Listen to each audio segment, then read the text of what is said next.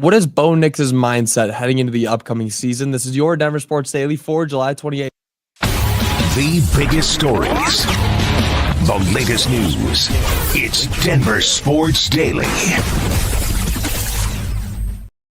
Training camp is in full swing. We just finished up with the first weekend. We've had fans out there being able to see it. I've been seeing a lot of videos all around, and it's been a busy weekend. And it was especially busy because Bo Nix was out there speaking. He took the podium at training camp and spoke on his recent ranking in the top 100. He was ranked 64th out of 100 players in the NFL, and that was a vote by his peers, by his opponents. It was by players all around the league voting on who they think are the best players in the league. And Bo came in at 64, and he commented on that. He was obviously thrilled to be there. And he said, quote, "It's obviously a cool honor because that's what your peers think. Guys, you play. But at the same time, just the way I think, the way I am motivated, I want to continue to get higher." And I mean, could you ask for a better answer? I mean, you got a rookie season, 64th. Yeah, that's great. 64, you're one of the best players in the NFL. I mean, there's some 1,000 players in the NFL. I don't even know the proper number because there's so many, and you're in the top 100, and that's a great honor. But Bo, he wants to get higher. He wants to be at the top of that list, and he went on speaking about how he has this drive to be the best in the world. He said, quote, "It doesn't really matter what you're ranked. It's just an internal standard that I have, that I want to be the best in the world. And I know there's a lot of guys that I'm competing for that with. I'm not going to stop until I at least give it my best try." Give it your best try, Bo. If that wasn't your best try last season, I want to see what is. I mean, what is your best try? In your rookie season, you're throwing for 3,775 yards, 29 touchdowns. That's the sixth best in the NFL. 29 touchdowns. He's almost top 5. And then you look at what he was doing with the games that are just regular almost. He had 12 games with 200 plus passing yards and 2 touchdowns. That's the most by a rookie ever. I mean, that's an incredible rookie season, and that's why he was in the top 2 for voting when you're looking at Rookie of the Year. And sure, Jaden Daniels had an outstanding season, one of the best rookie performances I've ever seen as a viewer. You know, there are rookies that come out every year, and people are like, "Oh, wow, this guy's a stud."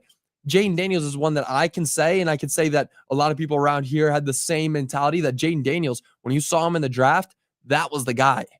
Screw Caleb Williams. Get him out of here. Jaden Daniels was the number 1 pick. Should have been the number 1 pick. Caleb Williams did not play up to that. Jaden Daniels, you could see how good he was beforehand. Bo Nix, on the other hand, there were questions. There were questions about Bo Nix. I mean, I'm one of the people that was questioning. I didn't think that he was going to be as good as he ended up being, but he proved me wrong.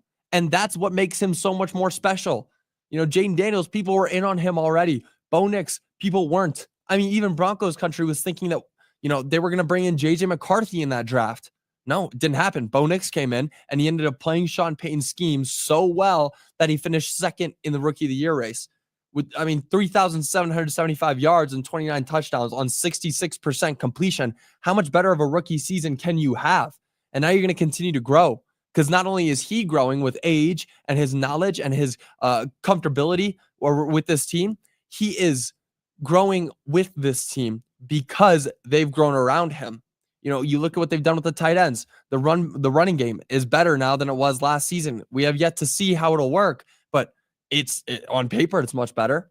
And with Bo Nix's new weapons, he will be a problem in this season. The offense and the defense of this Broncos team are stacked. It's incredible. And now, speaking of Broncos defense, they suffered their first setback of training camp. Linebacker Drew Sanders was carted off the field at training camp on Saturday after suffering a lower body injury. Now, Sean Payton confirmed that it was not an Achilles injury, so he wouldn't be out for the whole season, but rather a tendon injury in his foot. Never a great thing to have, especially with somebody like Drew Sanders, who people had some high hopes for. This could have been a breakout year for him in terms of more playing time, working in different schemes, and now it won't be that for him any longer. Payton also confirmed that, again, Sanders will miss significant time this season, but he isn't ruled out in its entirety. We don't know exactly how long he'll be out, and thankfully, this injury came at the front end of training camp rather than later in training camp or later in the preseason that could keep him out for the entire year. This means that he will most likely play, and we could see him back around the halfway point of the season. But it's the first injury to come, and I guarantee that there'll be a few more. They always come around in training camp. There's always a few in the preseason, and it just sucks that it had to happen like somebody or to somebody like Drew Sanders. Now, moving on, should Russell Westbrook stay in Denver this season? That is a question that doesn't really have a good answer. Now, Russell Westbrook declined his player option earlier in the offseason, but he has yet to sign a contract with any other team. Now, the Nuggets, they still need a backup point guard. They have Julian Strawther, but he's more of a shooting guard. They've got Jalen Pickett, but is he really ready to step up and be that, sixth man in the point guard position? Is he ready to be the first off the bench when Jamal Murray steps off? We don't know. But Russell Westbrook, we do know he is ready to be a backup point guard because that's what he's been for the past 5 years or so, maybe less. But Russell Westbrook, not only is he a true point guard, not only is he a good backup point guard, he is familiar with this team. He knows how Denver runs their offense. He knows what it's like to play under David Adelman, and he knows what it's like to play with Nikola Jokic and Aaron Gordon and Jamal Murray. He knows how to play this team. Now, Russ, in his last year with Denver, averaged 13.3 points, 5 rebounds, and 6 assists per game, and started at the point guard position 36 times. So he played. He knows what it's like. Again, he knows. But Russell Westbrook, one thing that comes with Russell Westbrook is the Westbrook experience. There were multiple games where Russell Westbrook was either the reason the Nuggets won or the reason that the Nuggets lost. I mean, you saw him in that game 7 against the Clippers when he's going out there dunking that ball off a steal and getting the crowd hyped up and taking a technical foul for it. You got to love that. That's the energy that Russ brings. But he also brings the same energy where he goes down and misses a layup when Nikola Jokic has a 60-point triple-double against the Timberwolves, misses a layup with 10 seconds left, and then fouls a three-point shooter to lose the game on a buzzer beater. Buzzer beater free throws. How does that happen? So that's what you're getting with Russell Westbrook. It's not just a backup point guard. It is the whole experience. It is him making plays. It is him destroying plays. With him on this squad, the Nuggets can get better, but in certain moments, they get tremendously worse.